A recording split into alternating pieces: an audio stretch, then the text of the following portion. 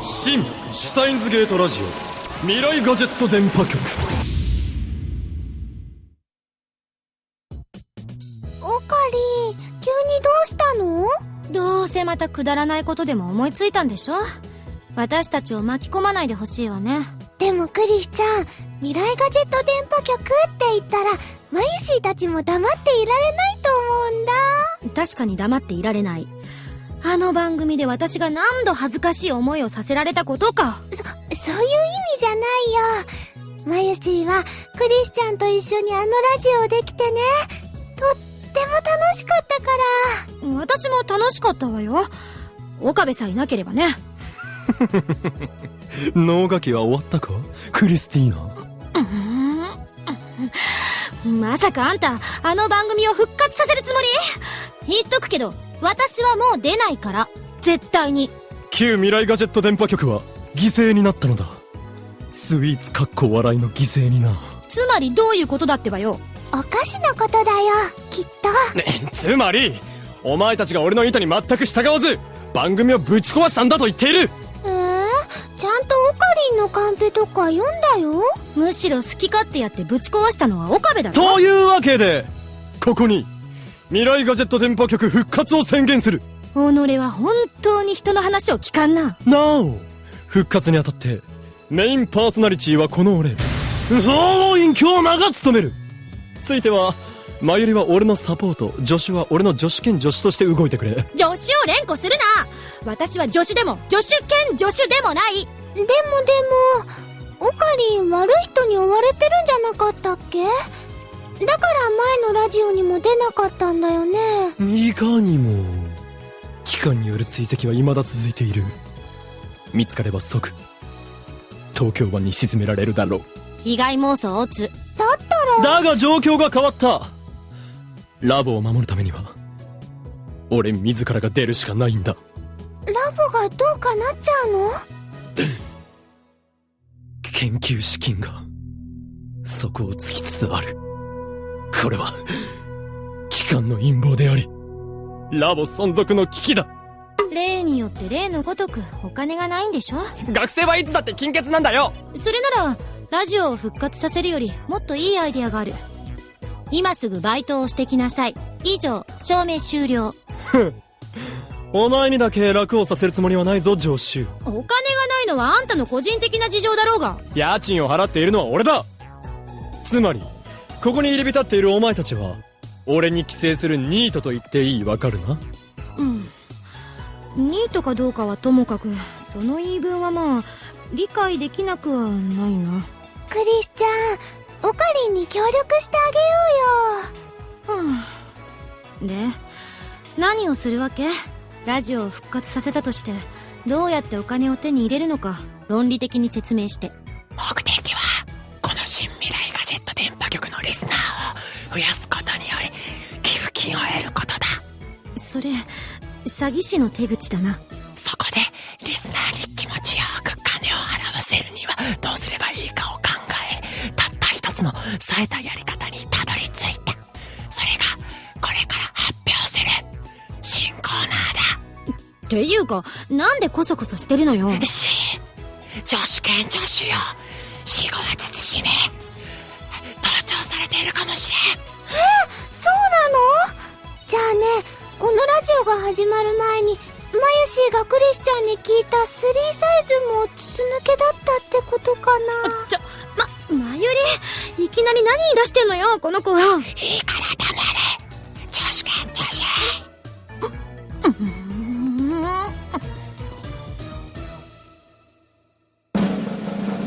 それでは新コーナーを発表する。なおこれについては我が右腕であるスーパーハッカーからもアイデアを提供してもらった。ワクワクするね。嫌な予感しかしない件について。新コーナーはその名もクリューガーフラーグフューチャリングクリスティーナだ。日本語で OK。マユシーはちっとも意味がわかりません。ドイツ語だよ。直訳するとクリスティーナへの賢い質問ということになる。賢い質問？リスナーからの質問にお前が答えるというものだ。もちろんいかなる質問だろうとも回答拒否は許されない。これによりクリスティーナは文字通り丸裸にされるんだ。それは、岡部、あんたなんていう変態企画を考えたの？そんな変な企画かな。マユシーもね、クリスちゃんのことはもっと知りたいなって思うけど。日本のインターネットの現実を知りなさい、まゆり。あそこは変態紳士どもの巣窟よ。どう考えても賢い質問なんて来るはずがない。よくわかっているじゃないか。さすがはナチュラルボーンアットチャンネラー。岡部、恐ろしいやつ。ということで全力で拒否させてもらうから。ふう、拒否か。まあ半ば想定はしていたがね。しかし保険はかけてある。保険？拒否された時にはあらかじめ調査しておいたクリスティーナの情報を俺が公表していくということさ。例えば3サイズとか3サイズとか3サイズとかな。まゆり、岡部に話したの？うん。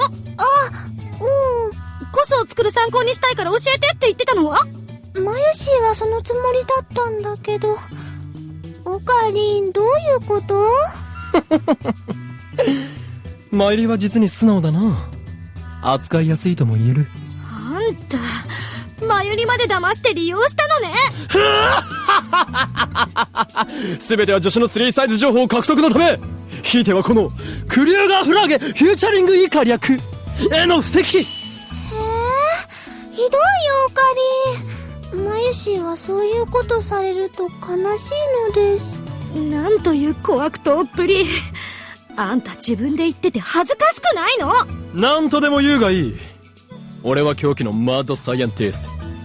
目的のためなら手段は選ばん。というわけでクリスティーナに問おう。3サイズはいくつか。それがクリューガーフラーゲ第一の質問だ。なんなら俺が公表するが。私は答えないわ。絶対にあんたの思い通りには。あんたバカなの？死ぬの？やめて。79。よくも56。ティメル掃除。待て。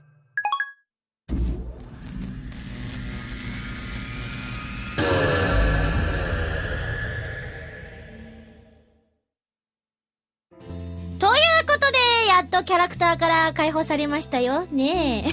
というわけでお待ちかねのフリートークのコーナーでございます。改めまして、マキセクリス役の今やさみです。マユシー役の花澤香菜です。じゃあ早速ですが。早速だね。もうなんかためとかないけど。もうね、待ちに待ったスペシャルゲストに登場してもらいましょうか。そうなんです。もうね、早く来てくれないかなとずっと望みに望んでるうちに未来ガジェット終わっちゃったよみたいなね、ところもありましたからね。まあ、岡部倫太郎だと呼びたくないんですけれども、中の人なら大歓迎です。というわけで、岡部倫太郎役の宮野さんです。うわお前を老人形にしてやろうか。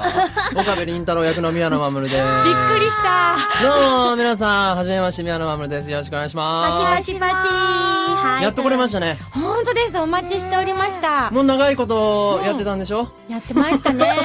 なんで呼ばない？なんで呼ばないの？呼んでた。毎回呼んでた。本当ですか？そう。スケジュールの話。花澤さんはスケジュールの話を今急に言ったんですか？全然合わないというの。そう、合わないって何？ちょっといろいろ誤解を招きそうな発言でドキドキするわ。性格がじゃなくてね、性格の不一致ではない。花澤香菜が宮野真守を拒否してたとかじゃないよね。もうちょっと頼むよ、今日はさ、花澤さん起きてないしさ。起きてもう仕ますよ。事中ですよ。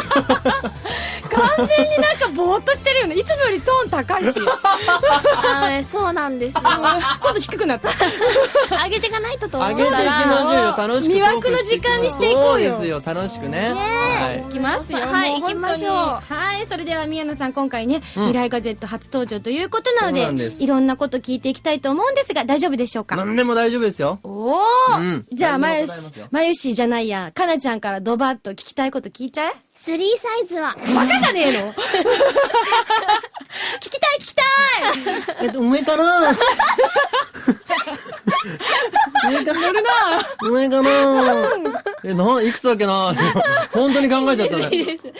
でもナイスバディっぽいよね。ねえ、だってガリガリだぜ。本当に。いや、ガリガリ背が高いです。私が見たところ。あ見た目で判断して上からデビルアイで。 92、68、95。 68? なんですごい細くないキュッてしてる。 68はちょっとだってさ、うん。グラビアアイドルみたいな。なれる。完全に今の本当これ音声だけだから、みんな妄想の中ではかなりグラマーなマジで ?90? バーンマモコ。いけるかな俺。いけるよ。ちょっとじゃあポーズ考えとこう。女装とか似合いそう。あ、本当ですかあー、似合いそうですね。本当じゃあ、ルカじゃないけど、やってみたら俺をどうしたいわけ遠い世界に持っていきたいんだよ。急に今日来たけども。または、かなちゃんの妄想の世界に引きずり込むからね。結構妄想激しいんですかああ、妄想族ですね。そうだよね。私たち妄想族だよね。あ、二人ともそうなんですか結構。マモコがさ、本当にいたらどうするどうしましょうね。マモコプロデュースしてくださいよ、じゃあ。なんかじゃあ。あ高いところに。高いところに。エベレストとかそういうところ高いしてもらいます。あー、マモコにね。そしたらすごい世界が変わる。おみんな。それさ、マモコである必要性がないよね。それ宮野さんでいいじゃん。どっちかっていうと宮野さんの方が絵になるよね。適当だな。もうシュタインズゲートに関すること聞けよ。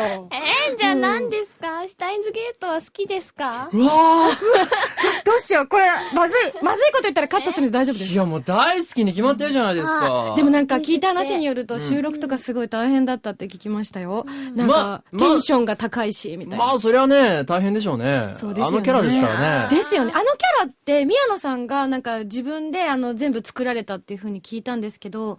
まあでも、そうですけど、まあでもいろいろ言ってもらったりはしましたけどね。あ、そうですか。はい最初台本見た時どんな感じでした？いやでもお話がもうすごいなと思いましたね。まあ確かにね、本当面白いね、ですよね。そこになんか、とりあえず引き込まれてしまったので、うんなんか、あ、この世界でなんかいろいろこう暴れ回りたいなと思いましたけどね、うん単純に。ね、中二病設定でしたけど、やっぱり。そう、中二病っていうのがそう、いまいちよくわかんなくて、そうなんですか？どうしたらいいんだろうと思って。完璧でしたよ。なんか見事な中二病ですよね。いわゆる中二病ってああいうことでいいんでしょああいうことです。ただちょっと前半過剰だなって思でしょいましたなんかそうでしょどうしてかわからず、まあ、そういうね、中二病云々さておき、照れ隠しというか自分の自己表現が、苦手な子っていう、設定で自分で、で、ちょっと芝居がかってしまうみたいな。いちいち立ち居振る舞いが。あ、だから宮野さんも朝からテンション高い感じに振る舞ってるんですね。そうなんですよ。自己表現が苦手な子なんで。嘘だ絶対嘘つき。この人嘘つきですよ、皆さん。気をつけてくださいよ、本当に。本当にね、本当小心者なんで。シャイボーイいやいやシャイボーイに見えないね、シャイボーイの人はね、ポーズ取りながらね、眼力でガッてね、見ながらかなちゃんの方見ないですね。本当ですよ。ラジオだっつうのにね。本当ですすいません、ね。もう本当にね。本当面そう白い。 CD ドラマで初めてそうですね掛け合いをうん確かに今まではね、ゲームだったら。ゲームだから一人一人だったんですけど、うんああ、オカリンがいると思って。思った。もうね、ほんとすごい嬉しかったんですよ。そう、そして背が高いからマイクが一人だけ高い物理的なことですね。もう本当ね、宮野さんのマイクに入りたくないったらありゃしないそうだよね。でもありがたいことに、そう、オカリンは喋りっぱなしじゃない。そうなのよ。よかった。これでよかりん、休みがちな、ちょっと無口な人だったら、もうしょっちゅう引っ込むから、そうですよねでもね、完全に主人公ですかいら、や、おかげさまでね専用マイクを。もう明らかに専用私マイクをたち、。そう、みんなぴょんぴょんしちゃいますからね。通常の3倍高いっていうね。びっくりした。宮野ももう3メートルぐらいあるんじゃねえのそうそうそう高いわ。ね、本当に。いや、でもなんか、この作品に出演してからいろいろ反響もあったかと思いますけれども、はい周りからなんか言われたこととかありました？結構ね、男性の方に、うん。すごい、オカリン良かったです、みたいなこあー。とを言ってもらえるようになりましたね。うん。やっぱり、今まで、なんだろう、違ったファン層から、ちゃんと僕のお芝居を見てもらえたっていうのは嬉しかったですね。確かに、イベントをやった時に、うんうんうんオカリンのパネルが出ると、みんなオカリンって言っかに女子よりも完成が高いん本当でよ。ですすか？嬉しいです。みんなオカリン大好きですよ。ねいやでもオカリンはすっげえいいやつじゃないですか。ほんといいやつ。もうあんなにいい人、ね。見たことあるけど、あんなに変でいい人見たことない。そんで、相当な巻き込まれようじゃないですか。その運命に翻弄されまくりじゃないですか確かに。そうですよね。自分一人だけそのね、全部の状況を知ってるっていうね。演じてても辛かったですね、正直。そうですよね。なんかループに入っちゃったループの時とか、男超辛いっすよ、もう。辛くてねどうしたら助けてあげられるんだろうと思ったけど、でも知らないふふりしなきゃいけないし。進めるしかねえな、みたいな。そうなんだ進めてあげて、こうね、いいエンディング持ってあげるしかないな、とは思いましたけどね。でもゲームの収録って、環境的にこう一人じゃないですか。で、ブースの中で一人でポツンといるじゃないですか。なんかそういう雰囲気もなんか相まって、こう、どんどんこう自分の精神が崩壊していく様が。いいこの相乗効果というか、芝居にはとってもいいね、相乗効果をね、与えてくれたそのね、一人ポツンと孤立感みたいな。結構あったかい時期に収録あったじゃないですか。そうですね。ブースの中も大変なことになってたもう大変でしたよ、多分。そうですよね。んあれだよね、かなちゃんのブースは唐揚げ臭いんでしょ？実際に唐揚げを食ってんの？いや、そんなことはしないんですけど。そう。食ってるって聞いたよ。聞いたよ。あげてくるって聞いた。そう、自分で持ってくるって聞いたよ。そうなんですよ。そうなの？やっぱ、そう得意料理は唐揚げなの？得意料理唐揚げですね。大丈夫？プロフィール書き換えることになるけど大丈夫？まあね、だから私の体臭は唐揚げの匂いがするんですよ。そうなんだ。バナナじゃないんだ。はい。結構虫とか寄ってくるんですけど。あ、そうなんだ。そうなんだ。そこは気にしないで。脂っこいんだね。俺ね、なんかいろいろ花澤さんとね、なんか最近ね、ご一緒させていただく機会がね、多かったんですけど、僕この子を天才だと思いますね、やっぱね。どんなところがですか？私もそう思ってるんですけど。やっぱ天才ですよね。天才ですね。バイタリティ半端ないじゃないですか。私好きすぎて、ちょっとどうかと思うって自分でも思う。何ですかちょっとこう、ぽわんとしてて、柔らかい感じに見えて、結構こうしっかりしてるでしょ。そうなんですよ。もう我が強いったら、嵐。すんげえしかも笑いのセンスあるでしょ、絶対。俺イベントやった時すごい思ったもん。あ、上手だな。この人豊中の使い方みたいな。違う、あれはトシ君がいけないんです。人のせいにしない。自分でなんか撒いたんでしょ、またどうせ。ないで。いや、センスあるなって思そ、いうましこの間でもちょっとお茶してた時に言ってたんですよ。私キャラクター設定間違えたかな。違う、散々、君はおとなしくしてなさいと言われてたので。そうだよね。なんか、でもイベントとか出ると、そうだねなんだかこう、ちょっと、なんか芸人気質になってしまって、で、いつもマネージャーに怒られたりして。でもね、だんだん最近、もういい、君は自由にやりなさいって言われてきて。よかっ定た。着してるじゃない花ですか、芸人花澤香菜が。ねここに誕生ですよね。誕生ですよでもまだまだね、秘めてますよ、いろんなもいや、持の。ってると思いますよ。強いっすよ、この人。限りないっすよ、可能性が。どういうことですかね。花澤香菜の今後についてじゃあちょっと語り合いねます。いいです。恐ろしい全然関係ないじゃないですか。関係ないですね。他にゲストなんだから、ちょっと宮野さんに。あそうかそうかねじゃあ、宮野さんの得意技は何ですか？得意技、得意技ジャーマンスープレックスですね。超見たい。ちょっとスタッフにはちょっと今やってほしいな。いや、今ここでやっぱさすがにね、ちょっと、死を招いてしまうのであ、僕のジャーマンそうですねスープレックスは。確かに明日新聞載っちゃいますからね。そうなんですよ。声優宮宮野野真守がスタジオでジャーマンスープレックス。ジャーマンスープレックスってあれですか？プレルレルジャー言えてないよ。言えてないよ。プロレス技って言いたかったんでしょ。言えてないよ。プロジェクターですね。声優さんですよねプロジェクター技ですね。プロジェクターですか？ざっと下げて映画でも見ますか？朝だからしょうがない。そうですよ。プロレス技ですよ。今朝だからしょうがないそうだ、朝です。かなり早いです。しょうがないプロレス技でグンってやって、ドンってやって、ヒョーってなる感じ。そうです。全部合ってますそうなんね。合ってますね。って。それかフライングクロスチョップです。それわかんないな。タイガーマスクの一つ。わかったヒョーってなって、ドホーンすごい、全部できてる。今のはちなみに天空ペケ事件ですね。違ったそれはナムの必殺技ですね。そっかそっか、すごいな。ここ掘り下げていくと大変なことになりそうだな。いやでもね、この、シュタインズゲートね、去年発売されて、やっぱりすごい話題になって、その後もですね、CD ドラマとかいろんなものがね、こうちょっと、漫画とかね、いろんなものがこう見え隠れ。すごいいろんな展開をね、見てますよね。はい、してますけれども、宮野さん的に今後シュタインズゲートどうなっていってほしいとかありますか？そうですね。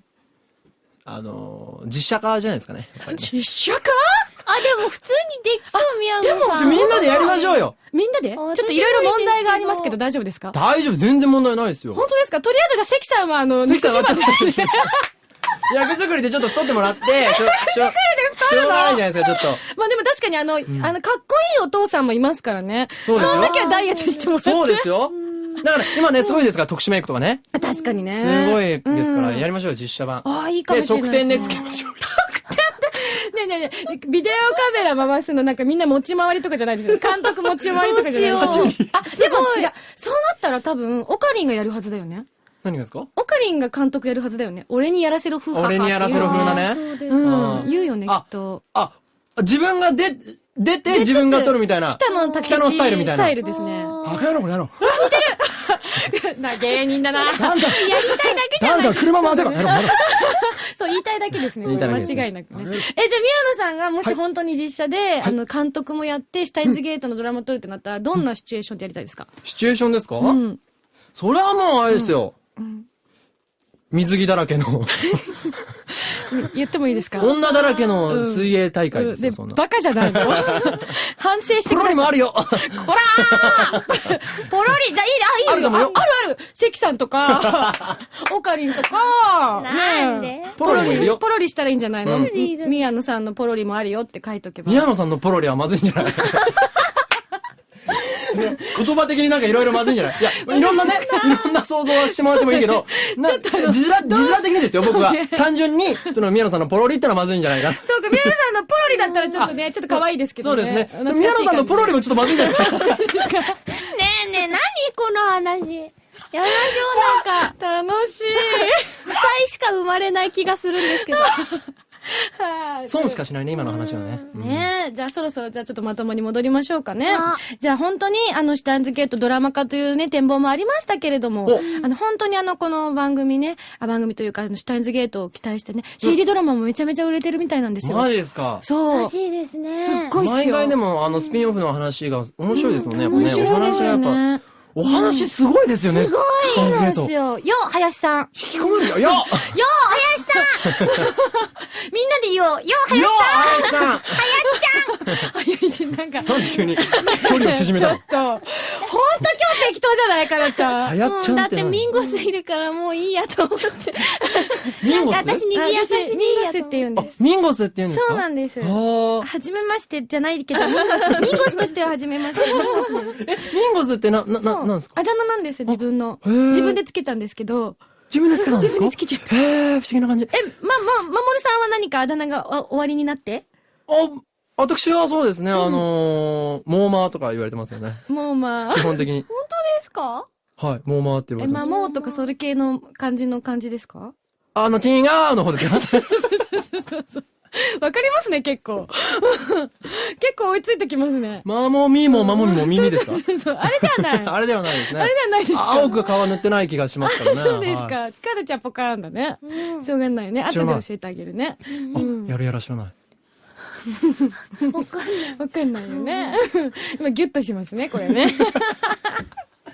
ジェネレーションギャップですね。まもるくんから、まあもう、みたいな。あ、違う、マモだっけ。そう、マモです。マモとか、いろいろですよ。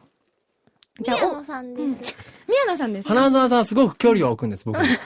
それはね、しょうがないと思います。結構巻き込まれたくないんだと思い結ますよ。構もうご一緒する機会多いんですけど、で、結構お話しさせてもらってるんですけど、もう一向に宮野さんですね。ね、本当はなんて呼んでほしいんですか？それはもう、もう思い切って守るってね。それはね、そりゃそうですよ。やっぱそれ言ってもらいたいですよね、その花澤さんに。あ、もうね、花澤香菜はね、そういう風な振りがあった時に何でも答えちゃう芸人気質があるんですよね。ねえ、かなちゃん？誰ですか、おばあちゃん。なんでうちのおばあちゃんをそのイタコみたいに下ろしたんですか？びっくりしちゃった。もうおばあちゃんってなっちゃう。梅干し美味しいね、みたいな。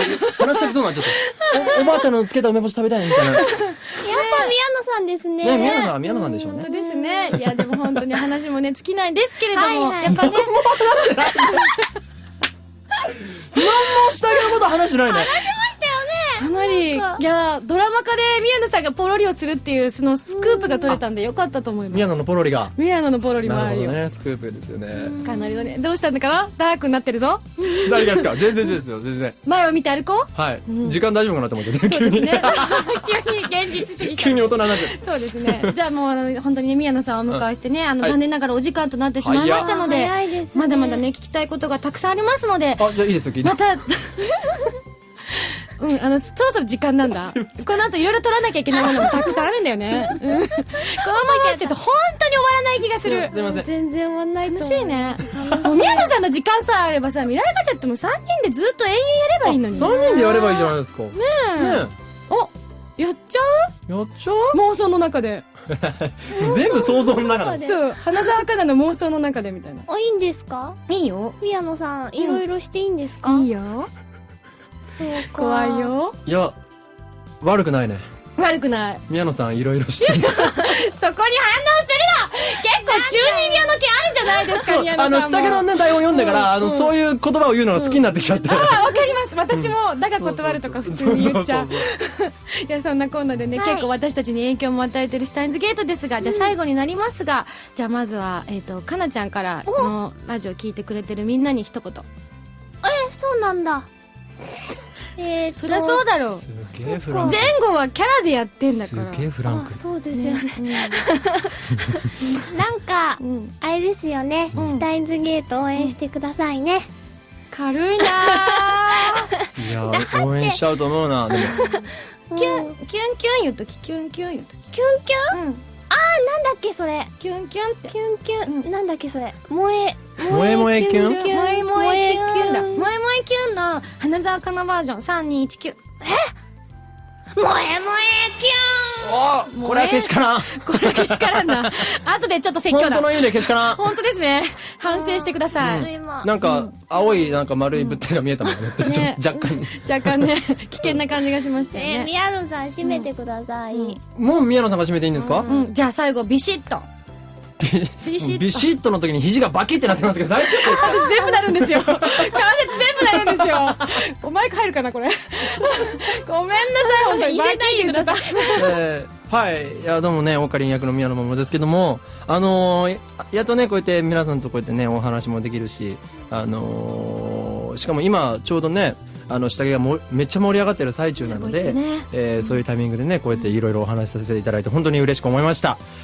これからもね、こういう機会が増えるんじゃないかななんて思っております。まあまあどんどんね、下着の世界は広がっていますので、皆さん今後とも、応援よろしくお願いします。よろしくお願いします。あ、うん、君のセリフだよ。なんだっけ。うん。あ、ではでは、今日は宮野さんも一緒に D メールを送信して、元の世界線に戻したいと思います。じゃあ思ってる、本当3に。戻ってほしいと思ってる。すげえハキハキ喋るの大変戻んないと。だって時間だもん。そうだね。いきますよ。3人でメール送信いきますよ。はい。それでは、せーの、メール送信台本だとすげえハキハキ喋る。でしょ？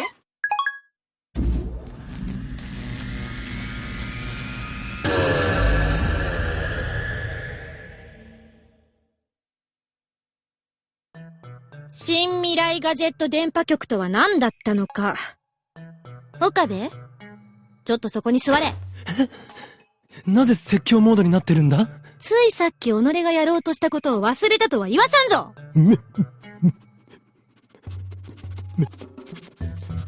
目が怖いな。ついに本性を表したか。女子兼助手よ。は？黙ります。一つ聞かせて。このラジオ番組のテーマは確か、世界に混沌をもたらすためだったわよね。いかにも。でもあんたの出すカンペからはそういうテーマ性や論理性はこれっぽっちも感じなかった。必然性ゼロだった。どっちかっていうと、クリスチャンをいじって反応を楽しむためのカンペばっかりだったね。へへ。おい、マユリ。今はクリスティーナを挑発するような真似はよせ。クリスチャン、ジューシー唐揚げ食べる？まゆり、あなたも岡部にいいように利用されてるっていうことにいい加減気づきなさい。じゃあ、クリスチャンはもうラジオはやりたくないのかな？やるなら岡部一人でやればいいのよ。確かに、最初はそれも考えた。だが、ダメなんだ。俺一人で喋り続ける番組構成を頭の中でシミュレーションしてみたが、ダメだったんだよ。中二病発言が鬱陶しいからですね。わかります。俺の話の内容が高度すぎて誰もついてこないんだ。でワロス、あんたと話してると頭がクラクラする。もうラジオを続けるのは諦めるべき。いや、俺は続ける。続けなければならない。お金のために？じゃなくて世界に混沌をもたらすためだ。今回でさえこんなにグダグダなのに。いいか二人とも、旧未来ガジェット電波局においてお前たちはリスナーの心をこれっぽっちもつかめなかった。どうしてそうなったのかについてこれから真剣に議論していこう。そして最高のラジオ番組を目指していこうじゃないか。無駄よ。結論は出ている。未来ガジェット3号さんがうまく動かなかったから？すべて岡部の悪ふざけのせいよ。このフォーイン京間には夢がある。聞けというに。渋谷スペイン坂の FM スタジオで公開録音。これぞラジオ番組の最終到達地点だ。それって武道館的なものなのかな？すごいね。ロードトゥースペイン坂というわけだ。絶対に負けられない戦いがそこにはある。二人とも俺についてこい。あるわ。ねえよ。まゆり、今すぐ閉めて。お相手はまゆしーとクリスちゃん、それとオカリンでした。次はスペイン坂で会おうね。だからないってば。トゥットゥルー。出演は牧瀬クリス役今井あさみと椎名まゆり役花澤香菜、そして岡部倫太郎役宮野真守でした。